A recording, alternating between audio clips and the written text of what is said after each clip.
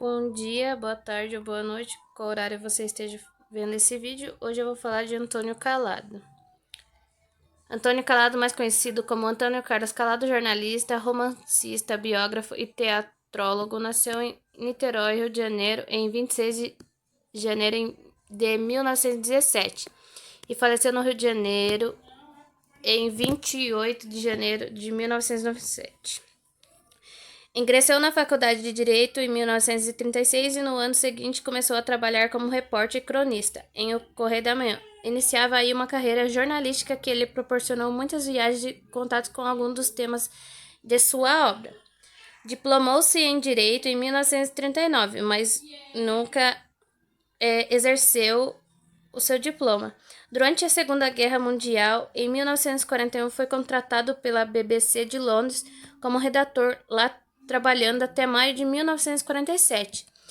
Num período intermediário de novembro de 1944 a outubro de 1945, trabalhou também no Serviço Brasileiro de Rádio Diffusion francês, em Paris. A sede do serviço ficava nos Champs-Élysées e seu chefe era o escritor Roger Breuil.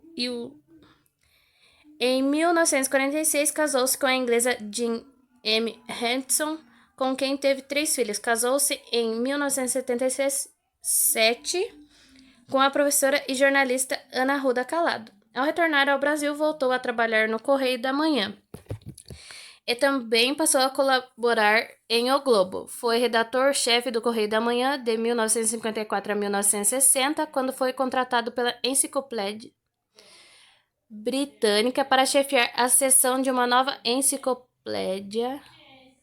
a Barça, publicado em 1963. Foi em seguida redator do Jornal do Brasil, que o enviou em 1968 ao Vietnã em guerra. Em 1974, esteve como visitante escolar em Corpus Christi College, Universidade de Cambridge, Inglaterra. Passou o segundo semestre de 1981 selecionado como professor visitador na Columbia Universidade, Nova York. Aposentou-se como jornalista em 1975, mas continuou a colaborar na empresa em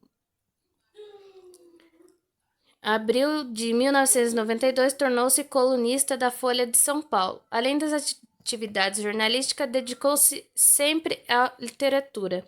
Ainda jovem, pôde ler na biblioteca do pai os autores europeus que mais tarde marcariam seu trabalho, sobretudo franceses e ingleses como Proust e Joyce, ao lado de alguns brasileiros como Machado de Assis e José de Alencar. Nos seus 2 primeiros romances, Assunção de Salviano, 1954, e A Madonna de Cedro, 1957. Persiste uma nítida preocupação religiosa a informar e até mesmo a condicionar o transcurso da aventura e a temática. Mas o encontro entre o escritor e os principais temas de sua obra deu-se através do jornalismo, que o levou além dos anos passados na Europa a lugares como Bogotá, Washington, Xingu e Havana, que enriqueceram a sua bibliografia com livros de reportagem e obras literárias engajadas com as grandes questões de seu tempo. Entre os mais importantes estão Quarup, 1967, Bardon Juan, 1971, Reflexos do Baile, 1976, Sempre Viva, 1981, que apresenta um retrato do Brasil durante o regime militar, do ponto de vista dos opositores. Seu engajamento lhe custou 2 prisões, uma em 1964, logo após o golpe militar, e outra em 1968, após o fechamento do Congresso com o AI-5.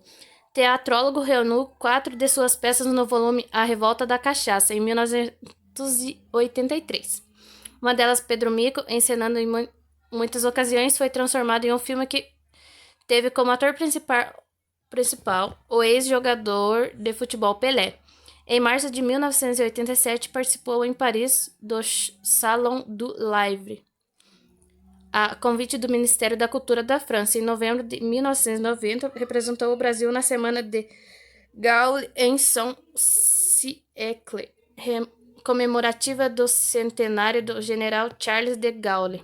Em 1958, recebeu na Embaixada da Itália no Rio de Janeiro a Medalha da Ordem do Mérito da República Italiana.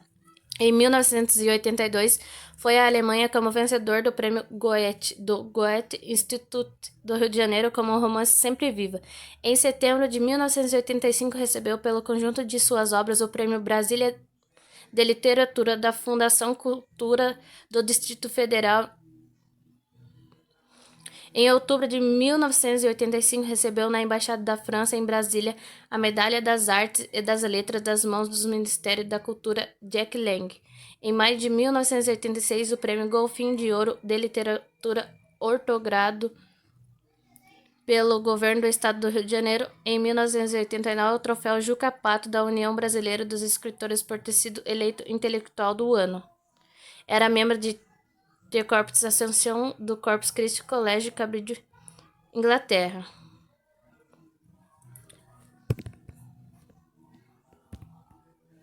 Aqui a gente tem algumas obras de Antônio Calado e eu vou falar algumas para vocês.